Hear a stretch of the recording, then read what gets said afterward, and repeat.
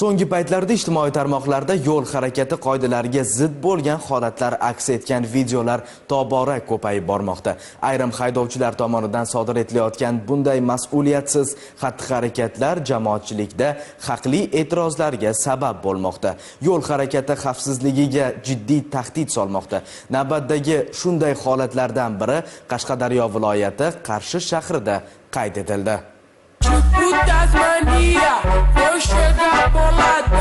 Ijtimoiy tarmoqlarda tarqalgan mazkur videoda Qarshi shahri Islom Karimov ko'chasida Cobalt rusumli avtomobil haydovchisining xavfli harakatlari aks etgan. Ma'lum bo'lishicha, haydovchi avtomashina davlat raqamlarini ataylab yechib olib, shuningdek qonun hujjatlarida belgilangan tartibda ruxsat etilmagan sirena moslamasini o'rnatgan. Eng achinarlisi, u yo'lning qarama-qarshi yo'nalishida belgilangan tezlik me'yorlariga mutlaqo amal qilmasdan xavfli manyovrlar qilgan. Bu orqali nafaqat o'z hayotini, balki yo'l harakatining boshqa ishtirokchilari xavfsizligini ham jiddiy xavf ostiga qo'ygan. Ushbu qoidabuzarliklarni video tasvirga olib Instagram sahifasiga joylagan. Video ostida esa biz hech kimdan qo'rqmaymiz mazmunidagi izohlar qoldirgan. Mazkur holat yuzasidan viloyat Ichki ishlar boshqarmasi, Jamoat xavfsizligi xizmati, yo'l harakati xavfsizligi boshqarmasi xodimlari tomonidan qoidabuzar haydovchi aniqlanib ushlandi. Unga nisbatan belgilangan tartibda ma'muriy bayonnoma rasmiylashtirilib, avtomashinasi esa jarima maydonchasiga joylashtirildi. Holatga huquqiy baho berish maqsadida to'plangan barcha hujjatlar Qarshi shahar jinoyat ishlari sudiga yuborildi.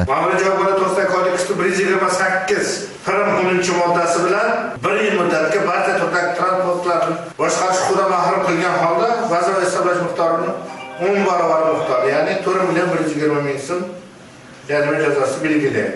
Chiqargan videoyim Instagram tarmog'iga tarqab ketgan. Haydovchilik guvohnomasidan mahrum etildi.